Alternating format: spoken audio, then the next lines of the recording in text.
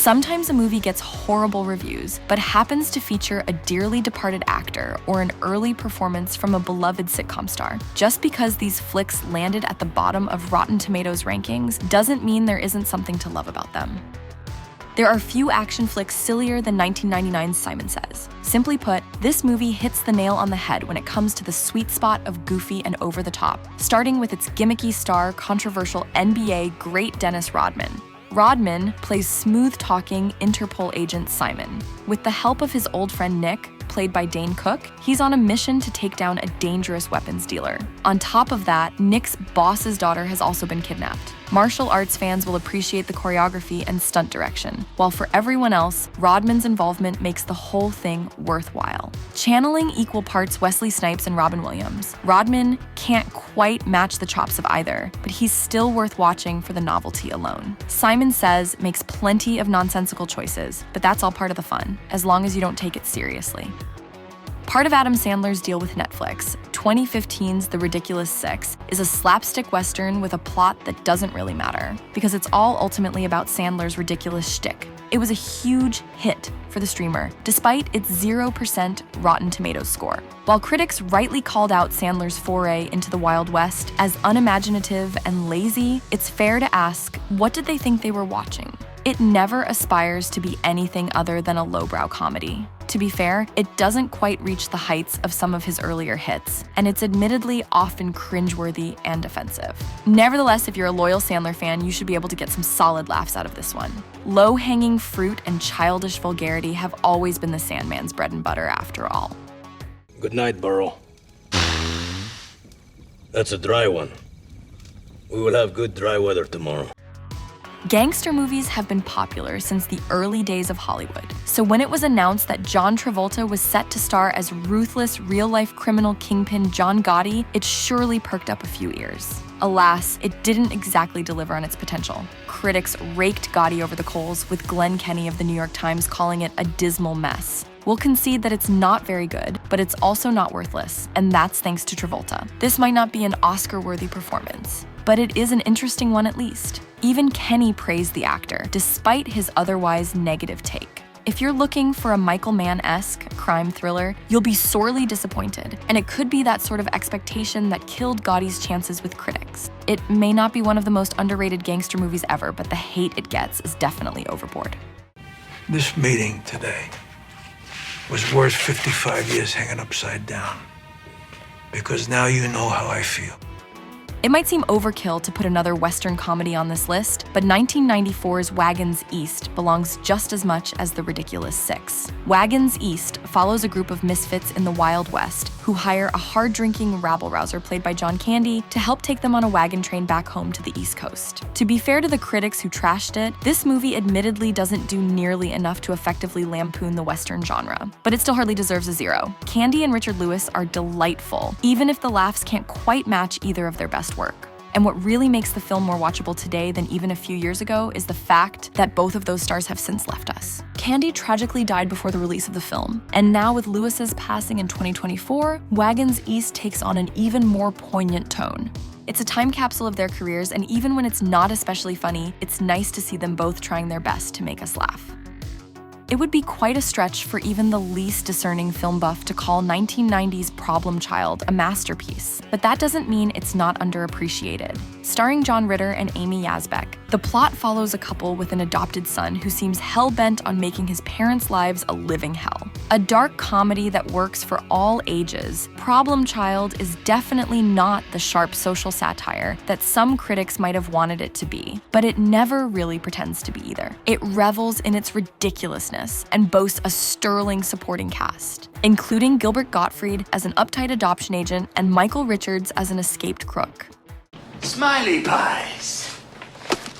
I ain't had a smiley pie in 15 years. Rotten Tomatoes called it juvenile and mean-spirited, but that's all by design as a twisted black comedy.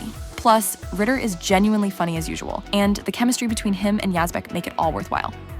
You might be wondering what an awful remake of an already mediocre horror movie is doing on this list. The 2002 original version of Cabin Fever, directed by Eli Roth, actually got decent reviews, and the 2016 version admittedly doesn't live up to it. But everything surrounding the remake makes it worth seeing. For starters, it's just fascinating as an exercise in filmmaking. Roth actually returned as an executive producer and a co-writer to remake his own movie, which is an incredibly rare occurrence in Hollywood. The chance to see the changes that he made to his own story are fascinating, if not necessarily instructive. Basically, if you love to study filmmaking in all of its unusual iterations, then there's plenty about 2016's Cabin Fever to keep you watching. Gotti wasn't the first time that John Travolta starred in a movie with a 0% tomato meter. Back in 1983, he headlined Staying Alive, the much-maligned sequel to the classic Saturday Night Fever.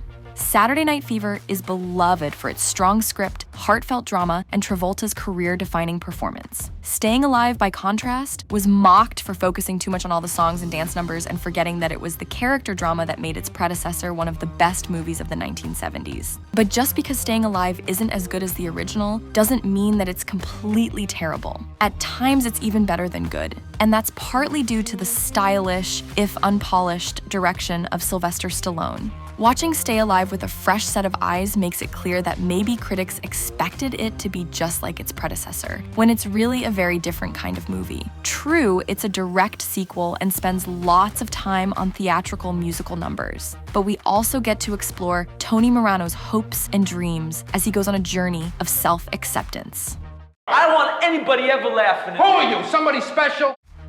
A sequel to the 1980 classic, The Blue Lagoon, starring a young Brooke Shields, Return to the Blue Lagoon followed its predecessor 11 years later. The original wasn't very good, so it was hardly a surprise that Return was also met with bad reviews. Still, its 0% score seems excessive, and it's at least worth watching for an early star turn from a young Mila Jovovich. Just 15 when she was cast, Jovovich plays island castaway Lily Hargrave, who becomes marooned with Patty, the baby from the first movie now all grown up. Return to the Blue Lagoon is admittedly slow-moving and tiresome, and the romantic drama is nothing to write home about. But seeing Jovovich in just her second big screen outing is at least something to watch. Her performance has enough innocence and effervescence to offer a glimpse of her eventual star power.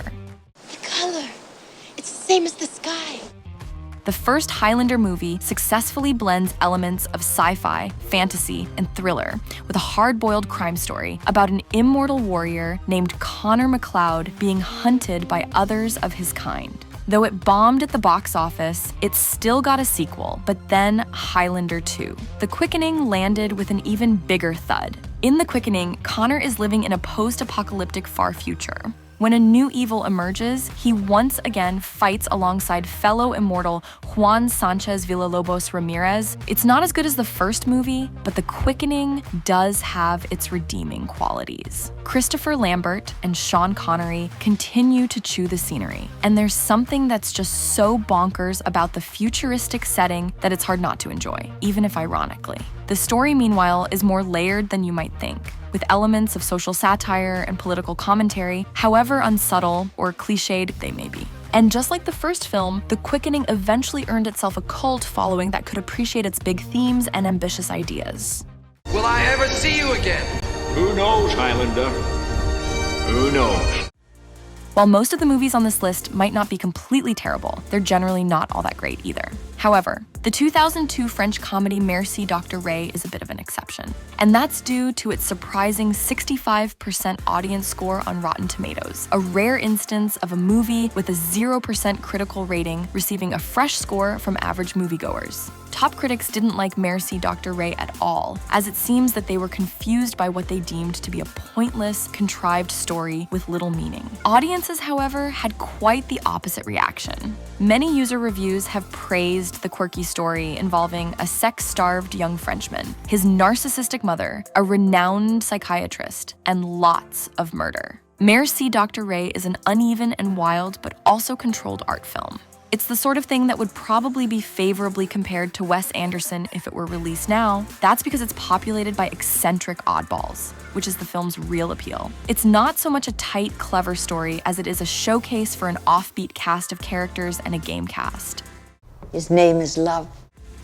The late 80s and early 90s saw the releases of some of the best comedy movies of all time, like Groundhog Day and Wayne's World. Unfortunately, the era also produced notorious stinkers like Nothing But Trouble and Stop, or My Mom Will Shoot. But few flops from that time got as low a rating as Folks. The 1992 box office bomb, starring Tom Selleck as an uptight yuppie who takes his parents in when their house is destroyed in a fire. A movie about the ever-widening generation gap between baby boomers and their aging parents. Folks pokes fun at the elderly a little too much for some people's tastes. But while the humor can certainly be cringeworthy at times, it's far from the worst comedy of the decade. Nor is it even the worst comedy that Selleck ever starred in, with the likes of Three Men and a Little Lady and The Love Letter serving as even bigger clunkers. Sure, the story in Folks is trite and the jokes are predictable, but in a certain light, it feels like a predecessor to the Adam Sandler movies that were soon to arrive later that decade.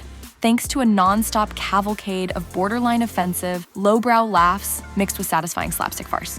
I can't get over how great you look. In the streaming era, gritty crime thrillers have become a dime a dozen, with the likes of Netflix and Amazon pumping out countless films about grizzled heroes on a quest for justice. These kinds of low-rent action movies were actually already common, if easy to ignore, which is probably why Stolen flew under everyone's radar when it came out in 2010.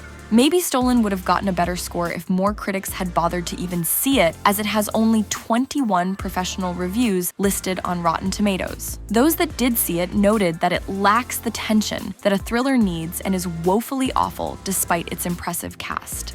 But that cast is exactly why it's worth more than its 0% suggests, as it's led by John Hamm as a dedicated detective trying to solve a cold case that may be related to his own son's disappearance. Stolen may not be as award-worthy as Mad Men, but for one of Hamm's first big screen lead roles, he delivers just enough to keep your attention when the story is lacking. As long as you don't go in expecting something on the same level as The Silence of the Lambs, you'll probably have a good time.